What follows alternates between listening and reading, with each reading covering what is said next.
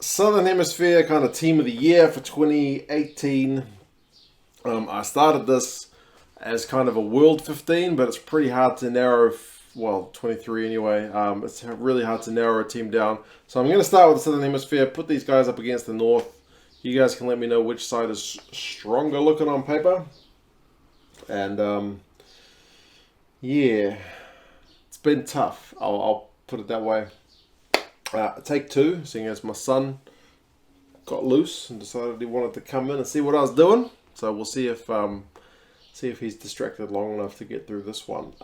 Front row for the Southern Hemisphere team. Loose head, I got Kitsoff. Hooker, I got Marks, and tight head, I'm going with Owen Franks. So two Box and a All Black. Kitsoff and Marks.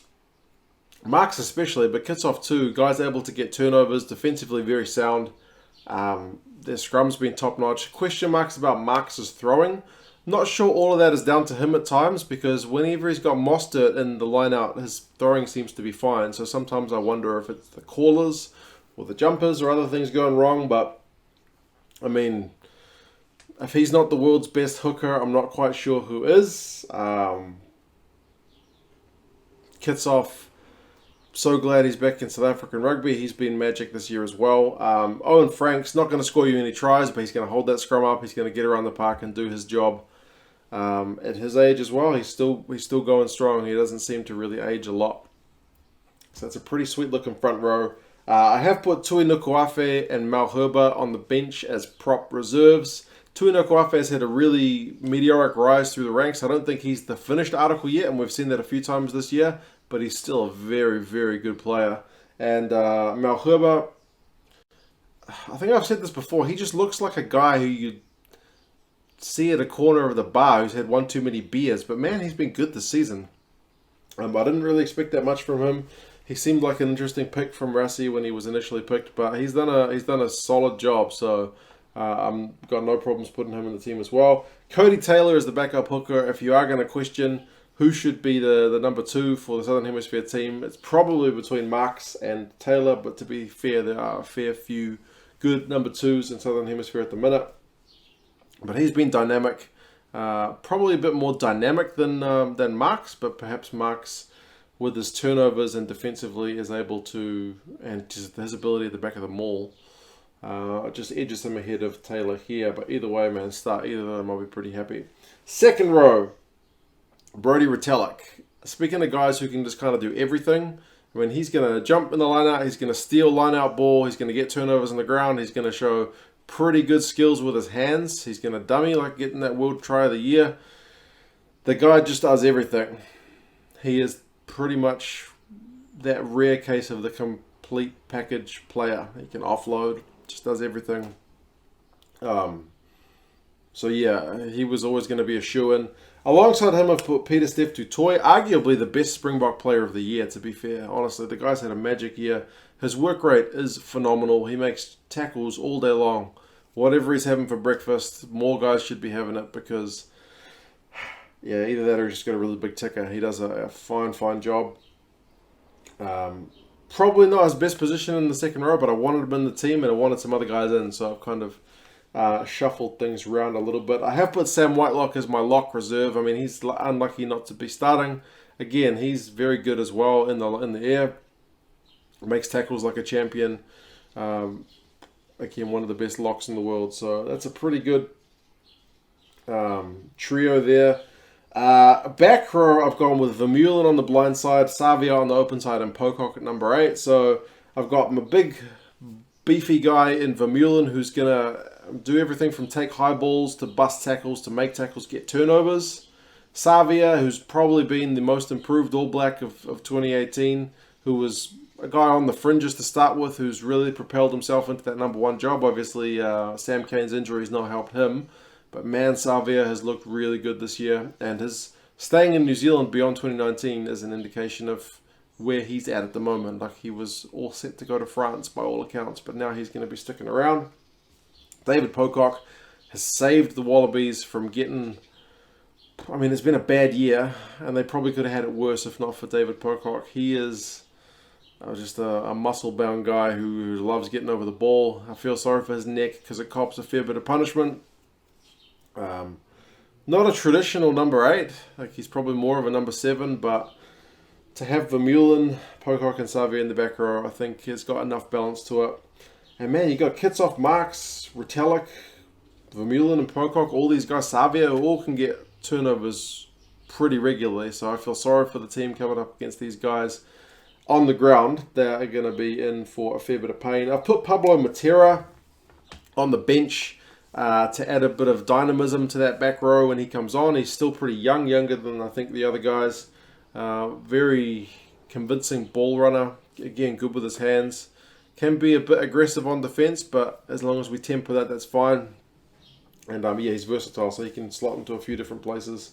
And likewise can Xavier and Pocock, Vermeulen as well. So however things get shuffled around, I think they're going to do a pretty solid effort. Into the backs, number 9, Faf de Klerk.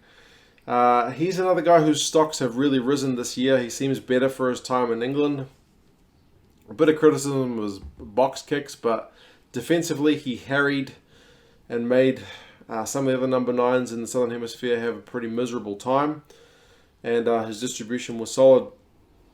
So out and out the best number 9 South Africa have at the moment. He's going to be a key man heading into that World Cup.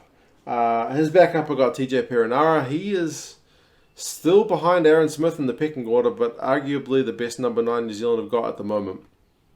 Smith's had a pretty lackluster year, so yeah, I'm pretty happy to put Perenara there because the All Blacks seem to have lifted every time he's come on. Fly half or first 5, Beauden Barrett I put in to start.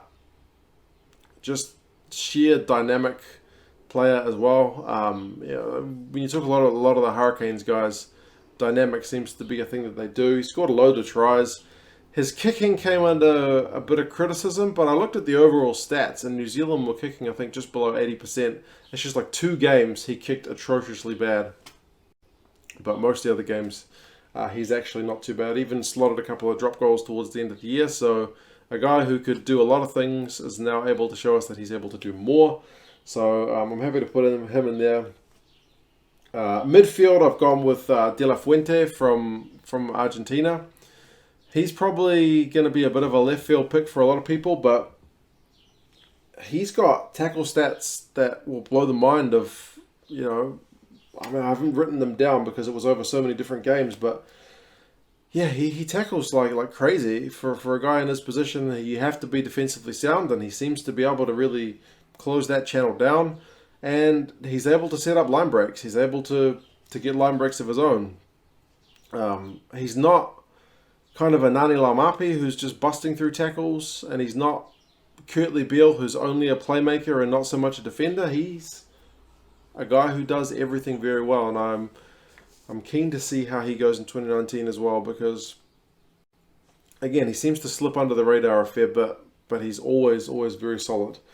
Number 13 is a pick that I've probably made not so much based on games I've seen, because I've only seen him play a handful of times, but Semi Radradra. Semi Radradra, every time I see him, he's just amazing. But it's off a pretty small sample size.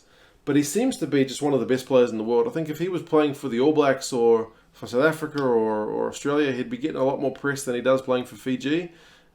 Fiji, another team that probably doesn't get enough press in total. I could have had more of their players in here, but again, a lot of that's down to me not having seen all their games. A lot of the guys play in France. But man, was he good against France. I saw that game. I saw him playing for the Barbarians. He just seems to be able to do things that other players can't do. So, yeah, he's one of those players that I think would make a lot of World 15s, or at least some of the top. Like, what if Fiji 8th in the world at the moment? He would make the starting team for a lot of teams higher than 8th in the world if he was eligible. I have put Andre Pollard on the bench. He's my guy to kind of cover 10 and 12. He's had a really fantastic season as well. Similar to the New Zealand situation a few years ago when it was kind of Cruden and Barrett, to a lesser extent Sopoaga, to see who was going to be the guy who was going to be number 10. This year with South Africa, it was kind of, is it Rob du Preez? Is it Pollard is at Yankees. It's Pollard. Seems to be. And, yeah, if Bowden ain't kicking, I can bring Pollard on because his boot's been doing pretty magic as well. Outside backs, left wing, Rico Ioane. Right wing, Batista Delgui. And fullback, Israel Folau. Ioane's stats are crazy good. I had a look through, and he's like the All Blacks' top meter gainer. He's the top tackle buster. He's just, when they give him the ball, it's because they want to go forward, and he's the man to do it. He's going to find space. He's going to go through people. Still very young player, man. I hope we don't see him kind of peter off like we've seen with some other guys in that position, but and I hope the Blues play him on the wing this coming year, but I guess we'll see how that goes. Bautista Delgui, not quite as big, but man, he's got gas. He runs crazy lines. He's made some pretty talented defenders look pretty silly this year, and yeah, he's going to score some tries. Israel Folau, my other Wallaby. Man, what can you say? He's just good under the high ball, offloads, bust tackles. He's another one that's kind of like Pocock in that perhaps not to the same importance of what Pocock's doing, but for a team that didn't score that many points this year in terms of tries, they probably score even fewer with without Pocock, without Folau there. So yeah, he's a top player. And I've put Emiliano Boffelli as my backup kind of fullback or winger. He's another one. He's actually decently sized compared to guys like Mojano and Delgui, but he's got a big boot on him. He breaks tackles. He's quick as well. Good under the high ball. So yeah, man, that is for mine, that's a pretty sweet looking team. Now, of course, that is not a be-all and end-all list. I could sit here for another 12 minutes and go through honorable mentions, but instead of that, what I've done is I went and picked a backup World 20 or Southern Hemisphere 23. So instead of doing honorable mentions, I'll just go over these names quickly. I'm not going to go through all the reasoning, but you guys can tell me which team you think is stronger or if any of these guys should have made the starting team. But the backup team, the Beast, Augustine Creevy and Wilco Lowe, my front row. Guido Petty and Franco Mostert, second row. Sia Kolisi, Kieran Reid and Michael Hooper.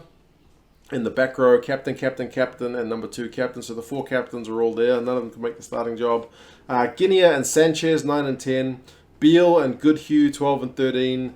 Dianti, Mojano, and Ben Smith, 11, 14, and 15. Bench, Moody, Tupou, and Coles. Lock, Scott Barrett. Loose forward, Sam Cane. Scrum half, Ambrose Papia. Kind of not midfield, fly half and fullback cover, Damien McKenzie and Willie LaRue there as well. You might have to get Ben Smith to go into the centres or Mojano because he can as well. But helicopter coming over, they must be wanting to spy on my team. So yeah, that's my team and an alternative team, so you guys can let me know which one you think is the stronger of the two. I think it's the first one, but there's certainly more players that haven't been mentioned here. As I said, probably not giving enough credit some of the guys from Fiji and perhaps some other countries as well that I haven't seen as much. But from what I've seen in Super Rugby and the Rugby Championship plus the Northern Tours, all these guys had pretty good 2018s in their own rights. It's going to be exciting to see how things go come the World Cup. I'll do a Northern Hemisphere team sometime soon as well so you guys can compare. And then perhaps I'll try and narrow that down into a World 15 or World 23. But that's honestly very, very hard because you can't not